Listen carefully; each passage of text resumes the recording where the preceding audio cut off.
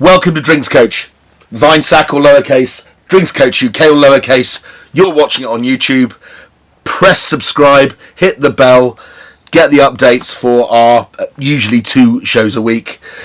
Today we are specialising for the first time with a show all about Chile. Chilean wines, incredible country. For those people that haven't been, I can't recommend it highly enough for its friendly locals, its food, its scenery, and of course, its wine. So, thank you very, very much, Ms. Janina Doyle, super sommelier and brand ambassador for Viñas Ventisquero. I don't have to say Viñas Ventisquero because we're in Chile now. We don't have to pronounce V's as B's. And my wife has done the thing. Maps. Okay, that's Chile. There we go. See it? It's the most extraordinary country. It's not like any other country, is it? I think it's 3,880 kilometres from top to bottom, or even the wine region area is. It takes about 14 hours to drive from like Bio to Limery, which is basically from the south to north of the winemaking district.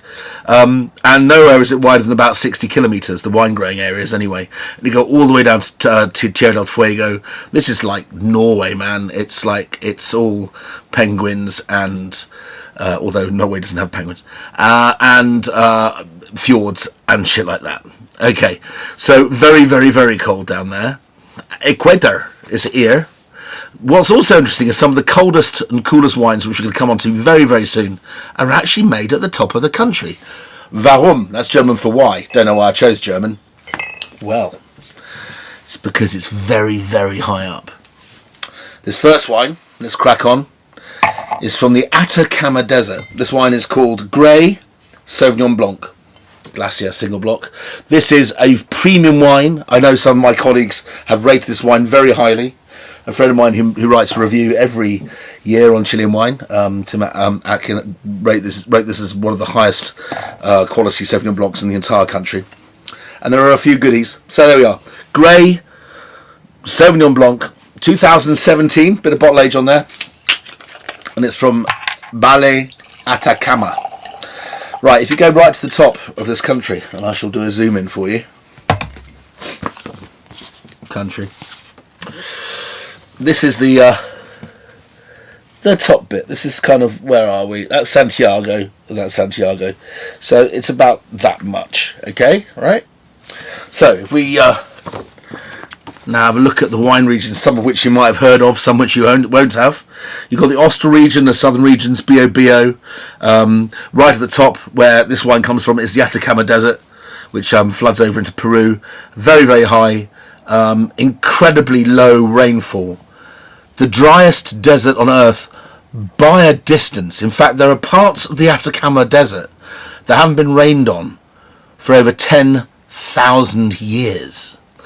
The driest spot on the planet, full stop. I mean, they haven't had rain since before humanity started, human civilization. And there are actually wine regions where it rains almost every 4 years, but they actually pipe the water in from this huge hill down the side called Andes.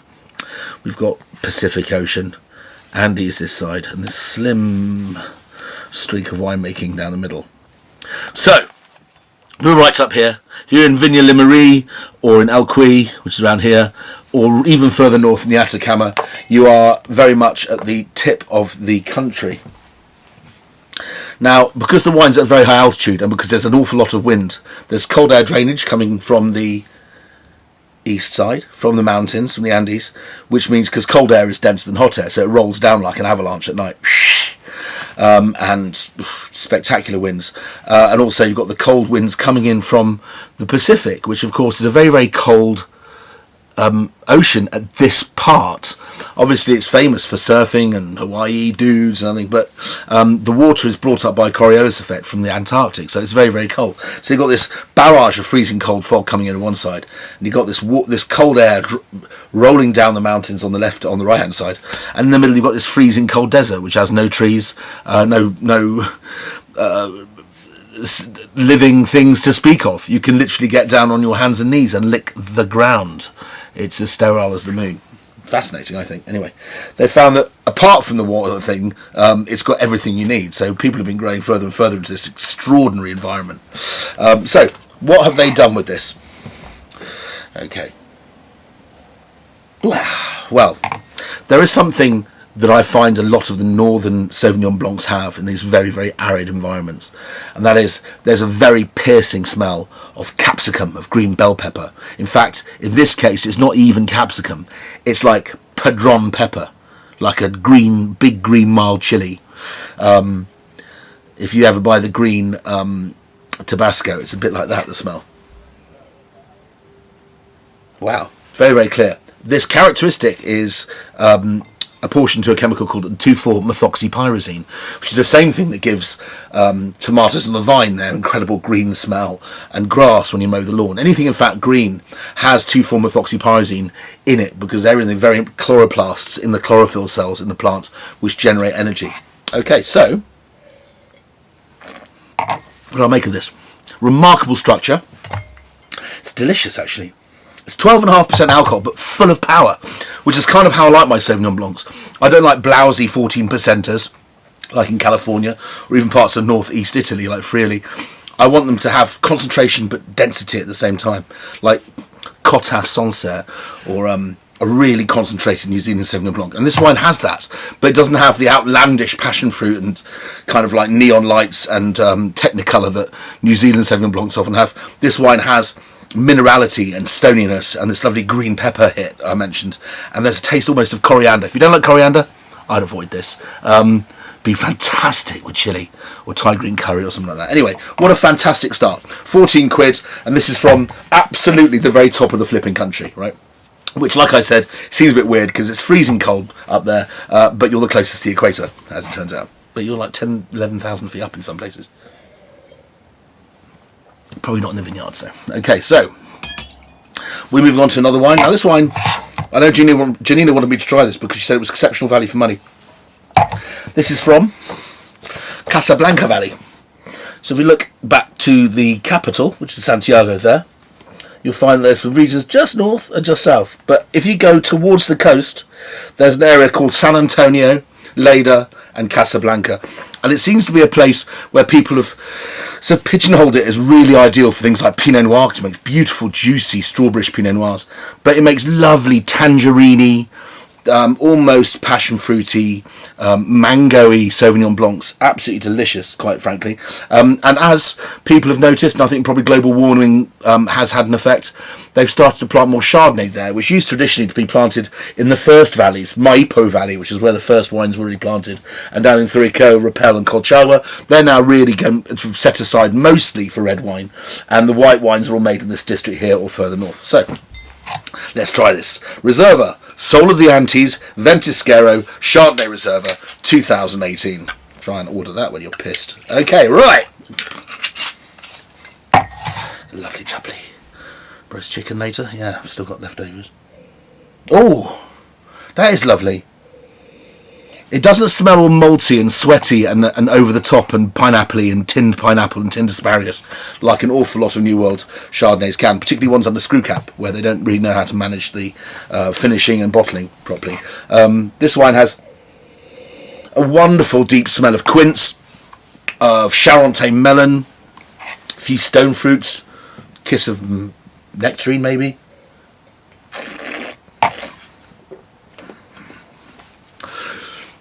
There's clear attempt here to keep as much fruit in this wine as possible.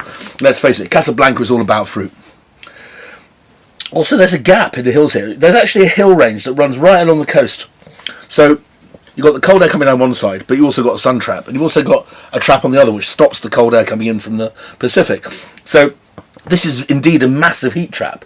Why, in this tiny little area, with a little hill called Lobol, Lleida, San Antonio, Casablanca, why there? Well, there's a hole in the window facing, or the hills facing, the Pacific. So the cold air comes in and just drops the temperature. It's almost like putting the air conditioning on every night. All right, that's enough heat.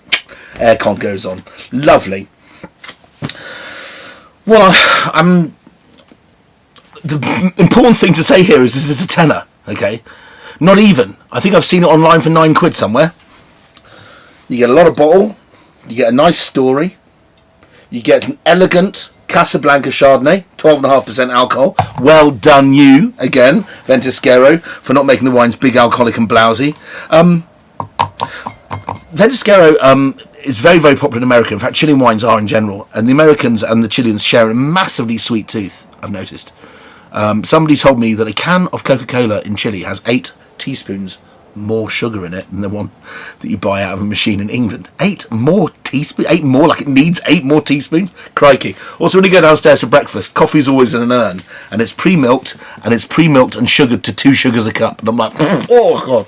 You have to go to a proper coffee shop to get a decent cup of coffee in Chile. People love their sugar. They're mad for it. They have these incredible sweet syrups and liqueurs. They go crazy for all that sort of stuff. So very, very nice to these wines having a much more mature, more cosmopolitan outlook on things. So, Chardonnay, Sauvignon Blanc. There are 1 or 2 other grape varieties that are white that you might find in Chile. Semillon is common. In fact, the Bordeaux varieties in general. Sauvignon Gris. There's one other.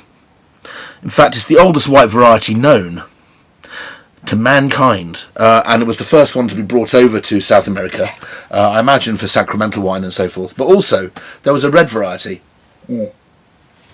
also brought over in the 16th century, and it was the first Vitis vinifera. That's the group of wines, grape varieties that we can drink, rather than ones that taste revolting, like Concord, Welsh's Concord grape juice from America, quite horrible.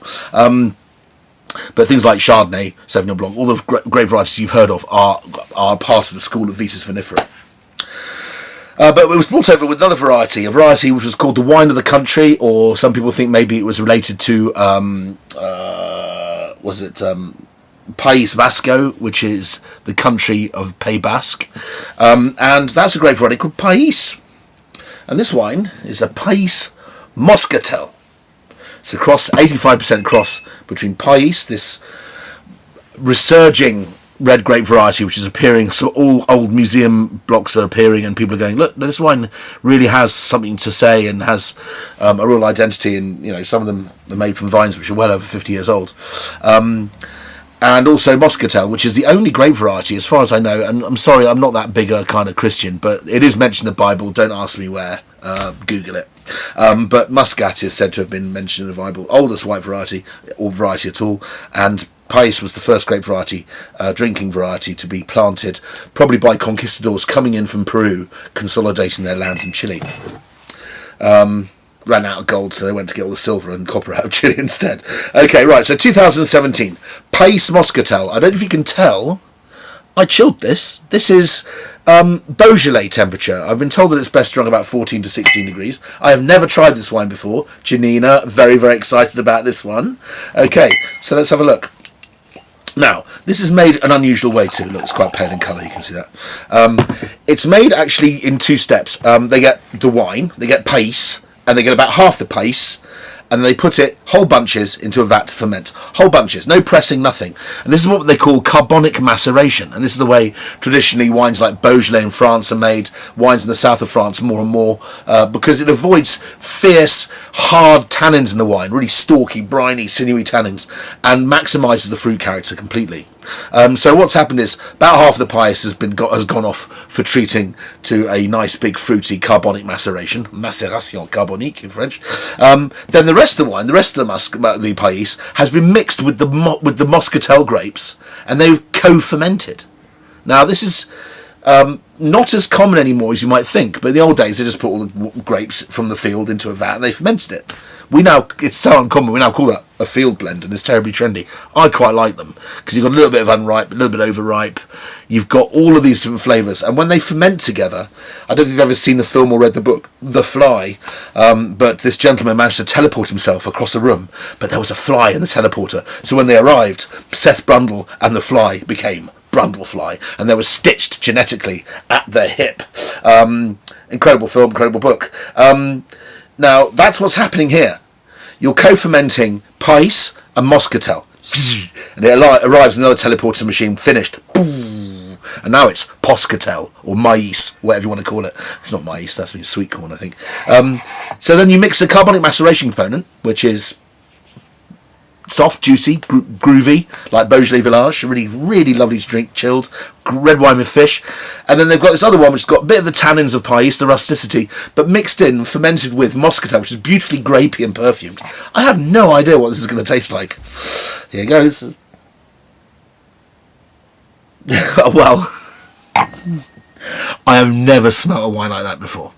I can tell you that for nothing.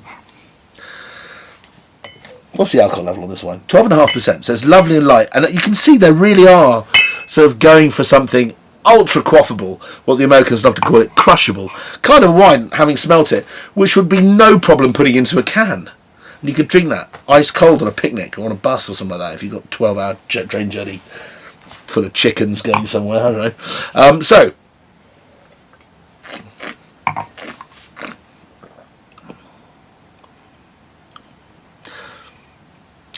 I'm really not sure what to make of that wine. I think I like it. Very, very smooth. No tannins at all.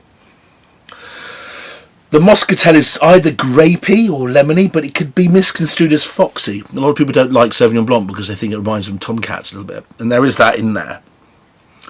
But that would be so fantastic with like baked salmon or percebes, you know, giant gooseneck barnacles or something. A beautiful red wine to drink with fish. Baked crab, something like that. Lovely.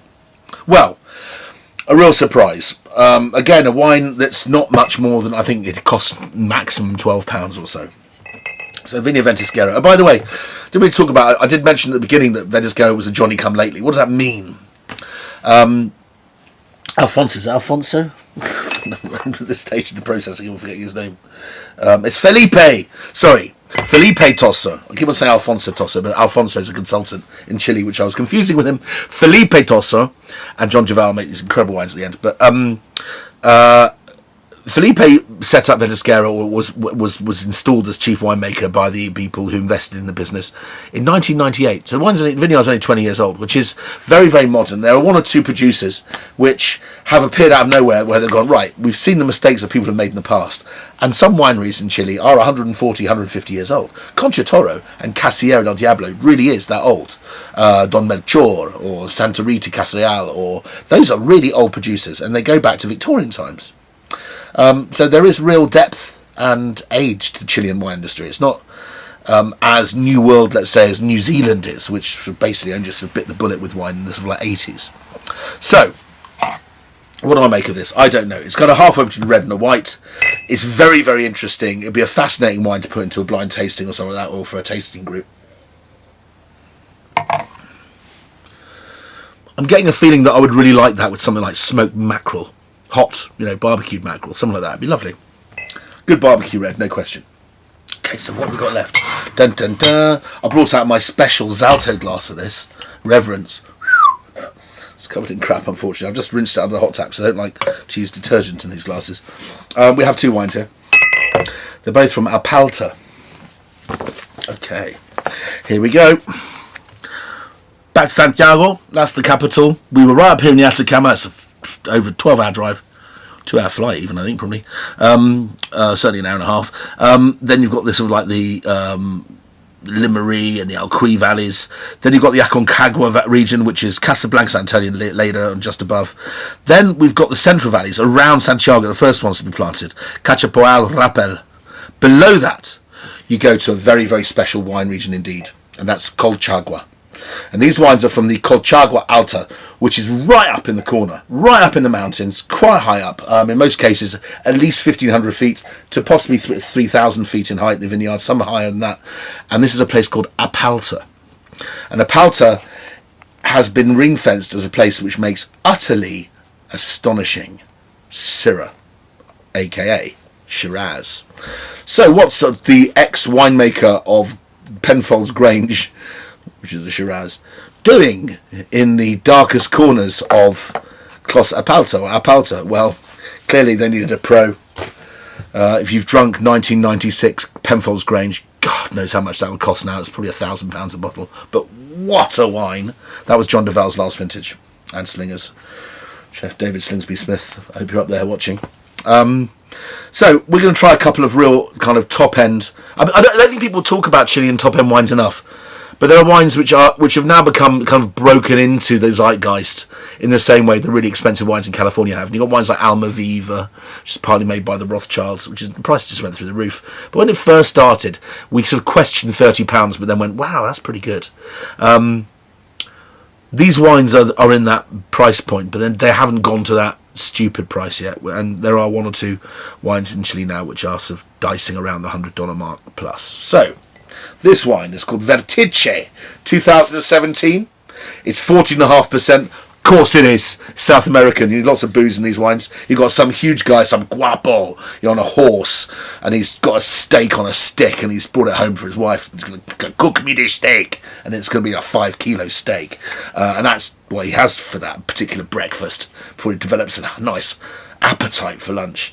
If you go to Uruguay to sort of like the big asada grills, and superstar millionaires now going to the waterfront in Uruguay, they drink these wines. Ventice. This wine, I don't think it's got the height on here, I'm not sure. But this wine is made from two of my favourite varieties in South America. Syrah, which we've already mentioned, but that's the smaller component. The larger component is Chile's own variety, which is Carmenère. Two things you need to know about Carmenère. Number one, it goes monster with a Lambuna, right? It's best red wine with curry, I swear to God. Lambuna, Carmenère, bada bing. No, I've got chicken tonight. Damn. Okay. Syrah, in the high altitude cooler sort of corner of Apalta at the top of Colchagua, it's capable of making some quite stunning Syrah. So we're making these two wines, and then we're fusing them together. So I think Felipe Tosso is probably making the Carmenère component, and maybe John Duval is making the Syrah component in this case. I'm just imagining.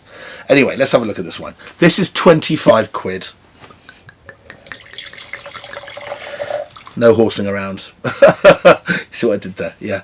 Okay, so, amazing colour. What vintage are we on? I did say it. 2017. 2017, I think it was a good vintage. I remember 2015 being warm, 2016 being very cool, 2017, I've drunk a ton of wines from Chile in 2017, and they're all rather nice. I'm just not really up on what wines produce the best and most age-worthy wines in Chile. But let's have a quick look at this one, because this is really good weather vane, if nothing else. Now, I opened this about 2 hours ago before I went for a swim, and it has settled down something amazing. When I first opened it, it was quite vigorous and spicy and a bit alcoholic, bit like smelling salts. It was a bit kind of all over the place. It was just kind of just wanted to get out of the bottle and show someone how lovely they were. This wine now has fused into this wonderful smell of Carmenère, which has the smell of, again, capsicum, bell red peppers, sort of like almost a cinnamon spice, a hint of the smell of, just before you light a wonderful Cuban cigar, that smell of damp, sweet rolling tobacco. And then there's also this wonderful whiff of coal tar, chocolate, hint of lavender, which is coming in from what smells like a remarkably European component of Syrah. Reminds me of really premium Rhone, like Hermitage or something.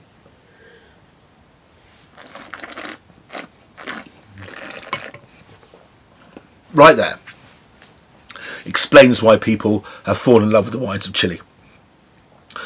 This wine's 14.5%. I dare say it's probably slightly more than that, because we only have to put it up in increments on a half. So technically speaking, if it says 14.5, it could be as high as 15.2 or something. It is so well balanced and so well fused together, and the tannins are so well knit, that despite this wine clearly having the chutzpah to age for about 10 to 20 years, it is utterly delicious now. It's dry, bone dry, savoury, but it has wonderful, tightly knit sweet fruit stitched right through the middle, like red licorice, like one of those, bootlace licorice. It's just stitched through. There's a little skein of red licorice through the wine. Licorice is something that comes up with Carmenère and Syrah anyway. And I think that Carmenère on its own is a bit tricky, to be honest. And Syrah on its own can be fantastic, but depending on the kind of style you want, these two make wonderful bedfellows. The other thing to talk about with Carmenère is really where it came from. It's one of a family of varieties called the Carmenère family, and I've mentioned this in other shows before when we talked about Bordeaux blends in South Africa, etc., and I think in Bordeaux itself. And Carmenère is a mutated son of Cabernet Franc. Cabernet Franc was the first red variety in Bordeaux of any major repute, and then it turned into three other varieties: Cabernet Sauvignon, Sauvignon Blanc, and Carmenère. Carmenère needs sunshine, so it didn't do very well in its native hometown of Bordeaux, and eventually almost got bred out completely. I think currently there's like a law saying that you're only allowed to put 30% of Carmenère into a Bordeaux blend and still call it Bordeaux. They may have changed that law since I was at college, but that certainly was the case before. And I think Carmenère is a much better variety than people think it is, or thought it was. By the time it's gone to Chile and sat out in the sunshine, it's a bit like a fairly duff actor on EastEnders going, "Oh, I'm going to go to Hollywood and make it big," and they end up making it big. It's like going from England to America and meeting the sun, and something clicked. So Ventice, Apalta Vineyard, Carmenère Syrah. What can I say? What a stunner! I don't really know what I would eat with it. Give me a few seconds to think about it. Slow cooked lamb shoulder would be utterly amazing with it. Dried thyme. You could even go with something like tarragon sauce. Like béarnaise steak would be wonderful with this. It's really, really refined. And actually, despite the bottle weighing a kilo, -5 points, it's £25 worth of anybody's money. And the empty bottle you could probably sell as scrap for about 50 quid. All right. Janina, thank you very much. We're now going to a wine I've been dying to try for some number of years. I've been making it since the early 2000s. And this is Apalta Vineyard Pangea.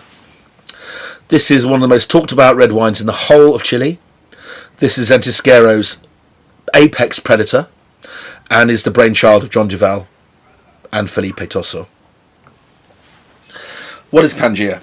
Well, once upon a time, there was one continent with one valley through the middle of it and one ocean on the earth. That was it. Before the earth broke up into lots of different continents, it was one. And that land we call Pangea. So I think it's kind of like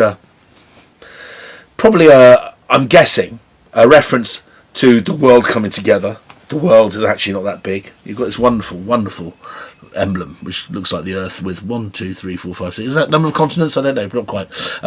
But also, the soils in this particular area, because it's very mountainous, are relatively young. But also there's much older soils being pushed up from underneath, and maybe this is a piece of soil or earth which is very much representative of the soils that they had in Pangea. I don't know. I'm guessing, aren't I? Anyway, so here we go. This is the largest punt, by the way, I've almost ever seen. Have you seen that? You could drink a half pint of beer out of the bottom of it, so don't throw the bottle away. It'd be quite fun. Just go to picnics and drink it like that. Look, I can almost get my whole fist in there. It's ridiculous. Okay, right. What vintage? 2014? Eh? This is current release. Oh my God, look at the colour. 6 years old. This is 7 years old. Oh, I've got a free some excitement. This, you don't see me doing this very often. Tasting an iconic wine for the first time. Oh God, the whole room smells of pine trees. Right. Colour. Can you see that? Let's give it some proper light. There we go. You can see that it's got a wonderful brick red edge to it. It's showing development. I imagine this wine is being released with the intention of being more or less ready to drink from the get-go. Oh, what a wonderful smell. Oh my God. It is unmistakably Syrah. No question about it. End of. Full stop. Point. What they call in America. Period. It's... Oh God, that's so fascinating. We've got bottle age here, ladies and gentlemen. Not only is this wine delicious, it's delicious in the way that premium Syrah can be. Shiraz, Pinot Noir, a single variety, is probably the only grape variety in the world that can produce such a orchestral demonstration, such a it's like a fountain of characteristics in there. You've got cedar, you've got green pepper, you've got chocolate, you've got a little bit of earthiness, you've got almost a hint of smoky bacon in the back note. But also, on top of all that, you've got the fact that it's 6 years old, so it's now got secondary characters which weren't there to start with, because as the wine atrophies and breaks down, more complex flavours come out of it. Like Rioja, the only wine you can go out and buy, which is reliably 6 or 7 years old, would be a Rioja. And if you're buying Rioja of this quality, it's probably La Rioja Alta, and it's a 50 quid wine, right? I think this is £40. And I think this smells, before I've even tasted it, £40 worth. I think whatever it tastes like is just a bonus. It smells absolutely fantastic. The bottle though, -5 points. God, Jesus Christ, why does there have to be so much glass in a bottle? Jesus. Okay, right, so.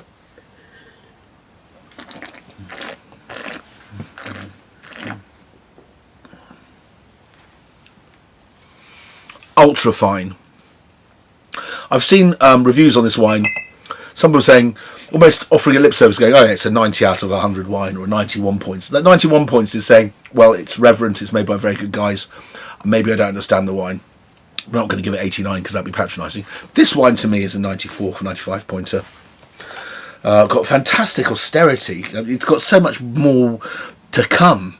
It's almost like the pot isn't boiling yet. Oh, I'd love to see that in 10 years' time.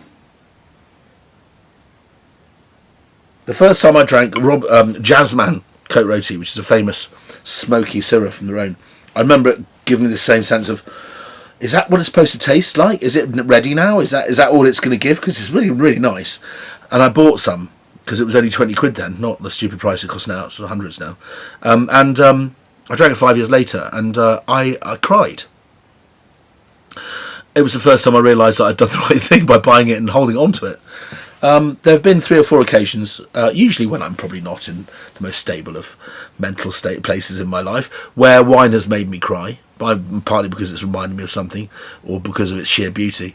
But I can say, in full happiness, my children are both doing very well at university. I'm remarried, very happily married, and I had a wine last year which made me cry. And so it's amazing what wine will do to you if you like it as much as I do.